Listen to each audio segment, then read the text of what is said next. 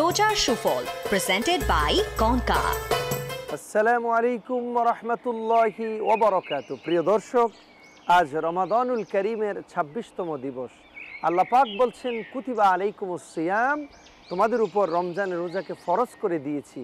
কিন্তু এই যে রমজানে আমরা উপবাস থেকে রোজা রাখছি হাসরের ময়দানে, এই রমজানুল করিমের রোজাগুলো আমাদের শাফায়াতের কারণ হবে।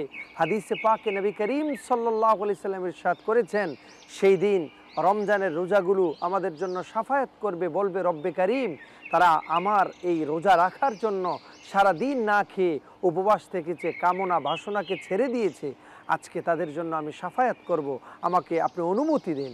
এবং কোরআনুল করিম সেই হাসরের ময়দানে দাঁড়িয়ে যাবে, রব্বুল আলামিন এই লোকটি সারা রাত কোরআনুল করিমের তেলাওয়াত করেছে, ঘুমায়নি, আজকে আমি তার জন্য শাফায়াত করব। আল্লাহ সেই দিন রোজা এবং কোরআনকে শাফায়াতের জন্য অনুমতি দিবে, আমাদের জন্য রোজা এবং কোরআন শাফায়াত করবে। আসুন এই রোজাকে আমরা রাখার চেষ্টা করি। আসসালামু আলাইকুম ওয়া রাহমাতুল্লাহি ওয়া বারাকাতুহু।